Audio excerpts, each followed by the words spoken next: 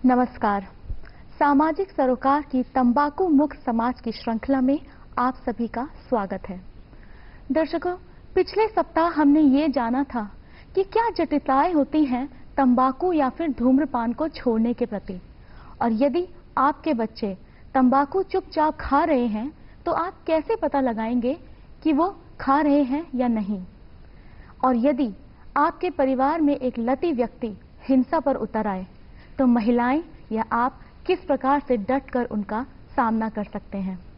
आज इसी कड़ी में आगे बढ़ते हुए हम एक बार फिर से बात करेंगे डॉक्टर राकेश गुप्ता से, जो कि राजस्थान कैंसर फाउंडेशन के अध्यक्ष हैं और वरिष्ठ कैंसर और तंबाकू नियंत्रण कार्यक्रम के विशेषज्ञ भी। डॉक्टर गुप्ता, बहुत बहुत स्वागत है आपका। Thank you. डॉक्टर साहब, काफी लंबा अंतराल बीत गया है जी।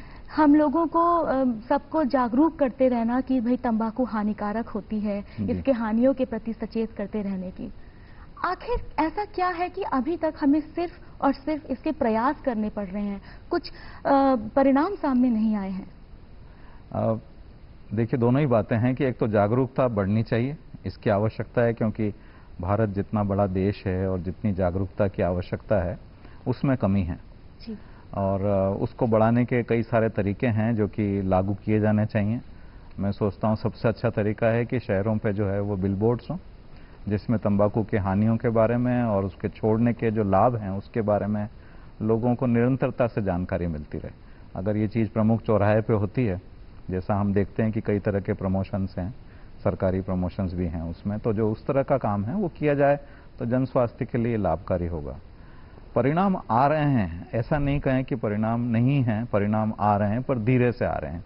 अपेक्षा जो है उससे कम आ रहे हैं, क्योंकि निश्चित रूप से एक जो आंकड़ा हमेशा परेशान करता है वो ये है कि प्रतिदिन भारत में अब जो है वो 2500 लोग तंबाकू जनित रोगों से ही मर जाते हैं। तो जो है वो सोचना पड़ेगा हमें कि हमारे प्रयास जो हैं वो कितने ज़्यादा बड़े हों, और उसकी आवश्यकता जो है वो निश्चित रूप से ज़्यादा है। जागरूकता की हर जगह आवश्यकता है। जी। डॉक्टर साहब, कुछ लोगों ने हमें ये बताया कि भाई तंबाकू के ऊपर जो है कड़े नियम नहीं अभी तक लागू किए गए हैं, जिसकी वजह से वो निरंतर तंबाकू खाते रहते हैं। हाँ, नियमों में देखिए, नियम हमारे अच्छे हैं पर उसमें जो पेनल्टीज हैं वो छोटी हैं जी। तो वो अफोर्डेबल पेनल्टीज हैं, तो लोगों को लगता है कि अगर कभी पकड़े भी गए तो दे देंगे पेनल्टी। पहली बात तो जो एनफोर्समेंट की थोड़ी बहुत कार्रवाई हुई है उसका असर नहीं दिखता है, और वो भी जो है एनफोर्समेंट की कार्रवाई है वो बड़े बड़े शहरों में ही हुई है, सब जगह नहीं हुई है, और वो कभी कभी होती है मौसमी की तरह, मौसमी बीमारियों की तरह मौसमी एनफोर्समेंट है हमारा।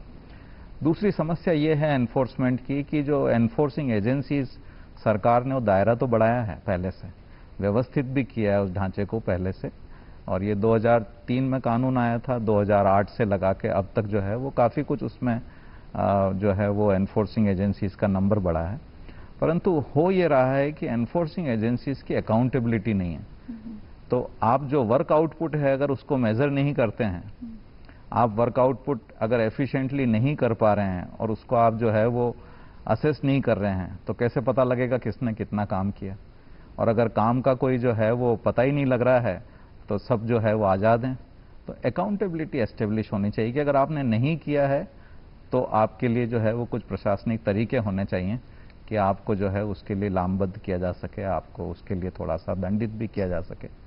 मैं सोचता हूँ कानून में ये दोनों चीज़ें आनी आवश्यक है। जी बिल्कुल। डॉक्टर साहब, हमारे परिवारों में, हमारे समाज में बुजुर्गों का बहुत आदर होता है जी। और कईयों की जो लत है वो वर्षों से पुरानी है। जी। तो ऐसा क्या किया जाए कि उनका सम्मान भी बना रहे और वे अपने परिवार व समाज की भलाई के लिए इसको छोड़ दें? जी, बुजुर्गों का आदर तो किया जाना चाहिए। आदर मैं सोचता हूँ बच्चों का भी किया जाना चाहिए, है ना। बराबरी की बात तो तभी होती है।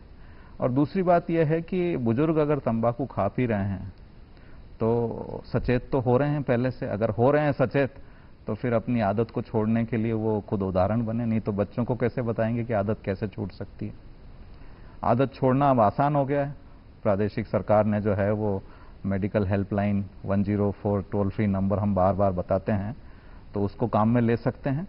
और जो परिवार के अन्य लोग हैं वो जो बुजुर्गों से इस मामले में परेशान हैं, ये कह लीजिए कि भाई उनको देख के छोटे बच्चे भी तंबाकू खाने पीने लगे हैं, तो वो उनको प्रेरित करें कि जो है वो तंबाकू छोड़ने के लिए 104 नंबर पे उनको कॉल कराएं और तो उनको सहायता मिल सकती है, वो सबसे अच्छा तरीका है। और बुजुर्ग जो हैं वो वैसे एग्जाम्पल होते हैं, और मैं आपको ये बता दूं कि बुजुर्ग छोड़ते अधिकतर इसीलिए हैं कि नाती पोते जो हैं उन्होंने कहा है। तो मैं सोचता हूं अब हमारे नाती पोते पहले से ज़्यादा समझदार हैं पिछली पीढ़ी से, तो जो है वो इस बात को बराबर ध्यान रखें कि हमको अपने दादा दादी को, नाना नानी को कहना है कि तंबाकू नहीं खाएं। अगर वो खाते हैं, मुझे याद है कुछ किस्से इस तरह के कि बच्चों को जो है, बच्चे पास में नहीं जाते हैं उनके, या उनको जो है वो उनका मुंह नहीं चूमने देते हैं कि बदबू आती है आप में से, आप दूर बैठो। तो ये चीज जो है वो बड़ों को बहुत खराब लगती है, बुजुर्गों को।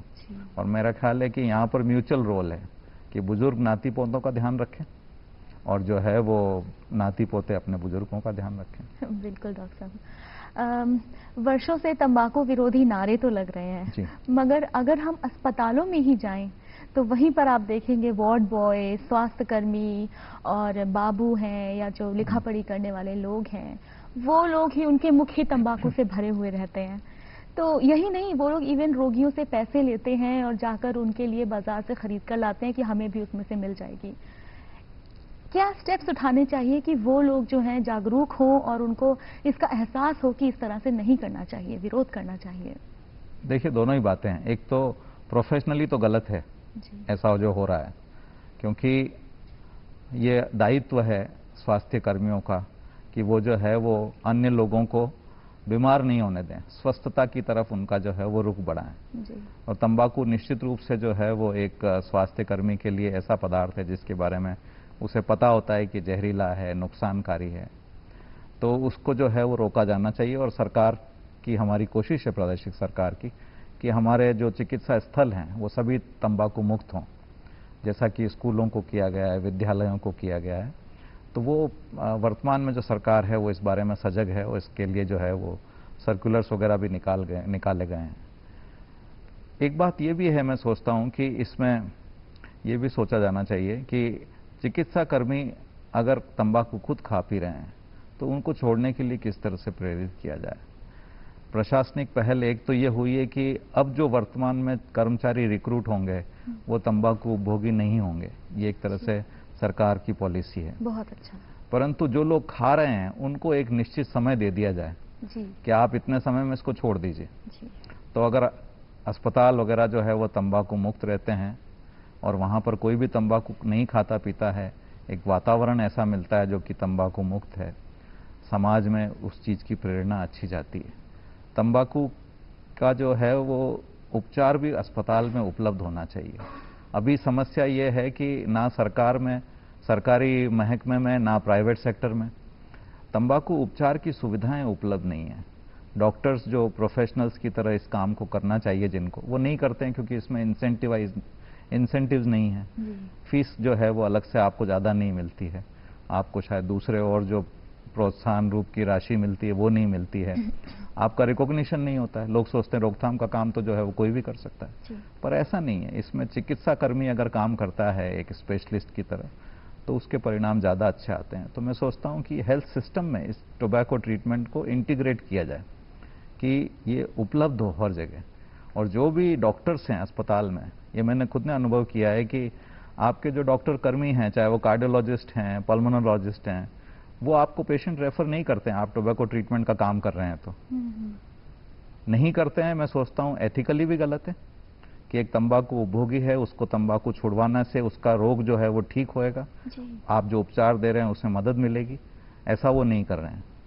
तो मैं सोचता हूँ कि ये सिस्टम की जो है वो कमियां हैं, खामियां हैं, और इसको जो है वो एक हेल्थ सिस्टम के इम्प्रूवमेंट की तरीके से देखा जाना चाहिए। और ये जितना जल्दी आए वो लोगों के लिए अच्छा रहेगा। मैं आशावान तो हूँ कि आएगा, पर कब आता है ये एक जो है वो चैलेंज है। जी बिल्कुल, आशा करते हैं कि ऐसा जल्दी ही हो। तो आप कहना चाह रहे हैं कि विभागीय पहल की जरूरत है, विभागीय पहल की जरूरत है। हाँ, चिकित्सा एवं स्वास्थ्य विभाग को इसमें पहल करनी चाहिए, पॉलिसी बनानी चाहिए कि तंबाकू उपचार की जो है वो ज़्यादा से ज़्यादा एवेन्यूज लोगों को उपलब्ध हो। जी, अब हम बात करते हैं डॉक्टर साहब किसानों की। जी, कई किसान हैं जो दुर्दिन में जी रहे हैं, जैसे कभी सूखा है, कभी अत्यधिक वर्षा है, तो ऐसा क्या किया जाए कि वो तंबाकू की खेती स्वयं भी ना करें, और अगर विरोध नहीं कर सकते हैं तो कम से कम तंबाकू की खेती में पहल ना करें और जागरूक रहें कि तंबाकू की खेती न सिर्फ उनके लिए बल्कि समाज के लिए बहुत हानिकारक है? इसमें ऐसा है कि एक तो हम सौभाग्यशाली हैं राजस्थान में कि हमारे यहाँ तंबाकू की खेती नहीं होती। जी। अगर होती है तो कहीं एक आध जगह कुछ इस तरह से थोड़े से टुकड़े में होती है। जी। तो राजस्थान में किसान जो है वो तंबाकू की खेती से बहुत ज़्यादा प्रभावित नहीं है, पर जहाँ कहीं और भी हैं देश भर में, और ये बात उठती रहती है कि जो तंबाकू पैदा करने वाला किसान है वो गरीब से गरीब होता जाता है। इसलिए होता है कि तंबाकू की पैदावार में जो उर्वरक की मात्रा है वो ज़्यादा लगती है। निश्चित रूप से कि हर किसान चाहता है कि उसकी पैदावार अच्छी हो, तो ज़्यादा से ज़्यादा उर्वरक काम में लेता है। जब वो काम में लेता है तो वो उसके लिए उधार लेता है। अब जो उधार लेता है और उसकी पैदावार अगर संतोषजनक तरीके से नहीं हुई और हो भी गई, तो उसको अध्ययन ये बताते हैं कि पैसा जो है वो पूरा नहीं मिलता है, तो कर्जे में ही डूबता है। जी। और कर्जे में वो डूबता जाता है बार बार, क्योंकि तंबाकू की खेती हर बार इस इंसेंटिव के साथ करता है कि अगली बार मुझे ज़्यादा पैसा मिलेगा। तो तंबाकू की खेती का फायदा आमतौर पर किसान को नहीं होता है। तो इसलिए रिकमेंडेशन ये है कि तंबाकू की खेती करने वाले किसान जो हैं वो अल्टरनेटिव क्रॉप्स पे जाएं। सोयाबीन है, सरसों है, गेहूं है, इन पे करें तो ज़्यादा अच्छा है, जिसमें कि ज़्यादा उनको लाभ हो सकता है और वो जो है वो एक जहरीले पदार्थ की खेती करने से भी बच सकते हैं। उनको नुकसान भी होता है शारीरिक रूप से भी कि जो लोग तंबाकू की खेती करते हैं उनको एक चमड़ी पर सिकनेस हो जाती है, जिसको ग्रीन टोबैको सिकनेस कहते हैं, ग्रीन सिकनेस कहते हैं।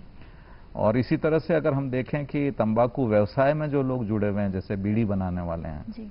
और उनके बारे में निश्चित रूप से हमें सोचना चाहिए, क्योंकि राजस्थान में तेंदुपत्ता लीव्स जो हमारे ट्राइबल एरिया में ग्रो करती है, बंद होने का था, अभी तक नहीं हुआ है ऐसा कुछ। तो जो तेंदुपत्ता लीव्स कलेक्ट करते हैं लोग, एक तो वो बहुत ज़्यादा उनको शारीरिक श्रम करना पड़ता है, उसके हिसाब से उनको जो रुपया पैसा मिलता है, अर्निंग होती है, वो बहुत कम है। तो एक एक्सप्लॉयटेशन वहाँ पे जो है वो बहुत बड़ा है, और इसीलिए इस तेंदुपत्ता की खेती के बारे में कुछ एक आध साल पहले जो है विचार आया था सरकार को कि इसको बंद ही कर दिया जाए, इसकी खेती जो है वो बंद कर दी जाए। तो राजस्थान में तो ये चीज़ जरूरी है। दूसरी चीज़ जो जरूरी है वो बीड़ी व्यवसाय से जुड़ी हुई है कि हमारा जो बीड़ी व्यवसाय है उसमें समस्या ये है अधिकतर की जो है वो इसमें घरों में होती है, अनरेगुलेटेड इंडस्ट्री है, इसका कोई रजिस्ट्रेशन पंजीकरण नहीं है जी। इसमें महिलाएं और बच्चे जो हैं वो काम करते हैं ज़्यादा। तो जब महिलाएं और बच्चे इसमें जुट जाते हैं तो घर की व्यवस्था सारी चौपट हो जाती है, क्योंकि घर में जो है वो फिर सभी लोग उसी काम में लगे हुए हैं क्योंकि लगता है अर्निंग ज़्यादा हो। परंतु ये एक जो है वो एक्सप्लॉयटेशन का तरीका है कॉन्ट्रैक्टर के द्वारा कि आपने प्रतिदिन इतनी बीड़ी बना के देनी है, आपने नहीं दी, उसकी क्वालिटी ठीक नहीं है तो आपका पैसा कट जाएगा, पैसा आपको समय पे नहीं मिलेगा। घर में औरतें और बच्चे काम कर रहे हैं पर पैसा जो है वो सिर्फ औरतों को ही मिलेगा। फिर घर भर में जो है वो तंबाकू की जो डस्ट है वो सर्कुलेट करती रहती है, तो हर कोई जो है वो उससे इनहेल करके उसको इनहेल करता है तो बीमार होता है। तो उसको सांस की बीमारियां होती है, फेफड़ों की होती है, कानों की होती है। तो काफ़ी बड़ी समस्याएं हैं व्यावसायिक रूप से, और इसीलिए सोचा यही जाता है और किया भी जाना चाहिए कि आप जो है वो तंबाकू व्यवसाय से दूसरा व्यवसाय चुनें। अब घरों में ऐसा क्या व्यवसाय कर सकते हैं, तो आप पापड़ बना सकते हैं, अचार बना सकते हैं, ऐसे कई सारे घरेलू व्यवसाय हैं जिनको लिया जा सकता है, और इस बारे में जो है वो पहल की जानी चाहिए सामाजिक तरीके से भी, सामाजिक विभाग के द्वारा भी। और वही मैं आपसे पूछना चाहती थी कि प्रशासन एवं फैक्ट्री चलाने वालों को ऐसा क्या करना चाहिए कि कम से कम इस तरह के जो नुकसान है वो ना हो। देखिए, फैक्ट्री चलाने वाला जो है वो व्यवसायी है तो वो तो अपना लाभ देखता है जी। और क्योंकि बीड़ी उद्योग के बारे में विशेषकर ये है कि जो मशीन मैन्युफैक्चर्ड बीड़ी है उस पर तो टैक्सेशन थोड़ा ज़्यादा है जी। पर जो हैंडमेड बीड़ी है उस पर टैक्स नहीं है, उस पर रिबेट मिल रहा है। तो बीड़ी व्यवसायी जो है वो अनरेगुलेटेड इंडस्ट्री को ही प्रेफर करता है। तो यहाँ पर उस मैन्युफैक्चरर का रोल इस तरह से नहीं आता है। ये हमारी पॉलिसी की कमी की बात है, और हम ये कह रहे हैं सरकार को कि आप हैंडमेड बीड़ी को बंद कर दीजिए, आप मशीन मेड जो बीड़ी है उसी को बनाइए और उसी पे जो है वो टैक्स लगाइए। टैक्स जो लगाएं वो इतना लगाइए कि सिगरेटों के बराबर हो टैक्स, ताकि जो है वो बीड़ी पीना लोगों का कम हो सके। ये आवश्यक है। बीड़ी बनाना भी जो है वो कम हो सके। जी। बीड़ी व्यवसाय में कम परिवार रहेंगे तो वो कुछ और काम करेंगे जो स्वस्थता के लिए भी अच्छा रहेगा, जी। उनकी जीविका के लिए भी अच्छा रहेगा। जी। हमारे देश में तंबाकू जो है वो बहुत ही आसानी से मिल जाती है। किराने वाले इसे बेचेंगे या परचून की दुकान, पान वाले वो इसको बेचेंगे, बैन लगने के बाद भी हाँ। वो इसको बेचते जी हैं। हाँ, जी हाँ। तो क्या कदम उठाए जाने चाहिए कि ऐसा ना हो? क्या उनको ज्यादा लाभ मिल रहा है? इसके कारण क्या है और क्या कदम उठाए जाने चाहिए? देखिए, ये एक बहुत अजीब बात है कि तंबाकू हर कहीं बिकता है ना। जी। कपड़े की दुकान है तो कपड़ा ही बिकेगा, या किराना की दुकान है तो किराने की दुकान पे तंबाकू क्यों बिकता है, ये सोचें हम तो इसमें ये लगता है कि जो रिटेल प्रोडक्ट्स हैं उसके ऊपर प्रॉफिट का जो मार्जिन है वो काफ़ी है, और वो प्रॉफिट का मार्जिन जो है वो जब नया प्रोडक्ट बाजार में आता है, और हर तंबाकू उद्योग हर 2-3 महीने में एक नया प्रोडक्ट लाता है, तो जो नया प्रोडक्ट लाता है तो वो प्रॉफिटेबिलिटी उसकी ज़्यादा रहती है, इसलिए तंबाकू हर दुकान पे बिकने लगा है। पहले जो जहाँ पर एक तंबाकू वाला पान सिर्फ पान वाले की दुकान पे मिलता था, बीड़ी सिगरेट भी वहीं मिलता था, अब सब जगह मिलने लगा है क्योंकि उसमें प्रॉफिटेबिलिटी ज़्यादा आ गई। तो कुछ लोगों ने इसको जो है वो अन्य व्यवसाय के साथ जोड़ लिया, किराना मर्चेंट वालों ने जोड़ लिया। जी। ये जो कोको कोला, पेप्सी, अन्य रेडीमेड प्रोडक्ट्स बेचते हैं, पेप्सी, कुरकुरे वगैरह, इनके साथ भी जो है वो ये जी। रख लेते हैं वहाँ पर तंबाकू, लड़ी है, आपको जब चाहिए तब लेके दे दिया। जी बिल्कुल। तो तंबाकू का रिटेलरशिप जो है उसको रोकने का एक ही तरीका है कि इसको लाइसेंस कर दिया जाए। जी। अभी तक जो ये फूड आइटम माना जा रहा है, पर क्योंकि ये जहरीला पदार्थ है, हमारे फूड सिक्योरिटी एक्ट के हिसाब से जिस फूड प्रोडक्ट में निकोटीन है उसको जो है वो उसका बेचान नहीं होना चाहिए, तो इसको लाइसेंस प्रोडक्ट की तरह कर दें जी। तो फिर ये सब जगह बिकना बंद हो जाएगा। बहुत बहुत शुक्रिया डॉक्टर साहब आपका, और हम उम्मीद करते हैं कि इन सारी बातों को हम सारी जारी रखेंगे अगले एपिसोड में भी। तो दर्शकों, आज हम लोगों ने जाना कि किस प्रकार छोटी छोटी ये जो बातें हैं जो बहुत ही आम सी दिखती हैं, ये समाज को तंबाकू मुक्त होने में बहुत ही खास भूमिका निभा सकती हैं। अगली कड़ी में हम जानेंगे इसी के बारे में, और हम लोग मुलाकात करेंगे डॉक्टर राकेश गुप्ता से एक बार फिर से। अगर आप लोग तंबाकू को छोड़ना चाहते हैं तो निशुल्क सरकारी सेवा 104 पर तुरंत ही संपर्क करें। अगर आप डॉक्टर साहब से परामर्श करना चाहते हैं तो संपर्क करें rakeshsa@gmail.com, और उनका नंबर है 093516243113। तो अगले सप्ताह हम आपसे फिर मिलेंगे, तब तक के लिए नमस्कार, धन्यवाद।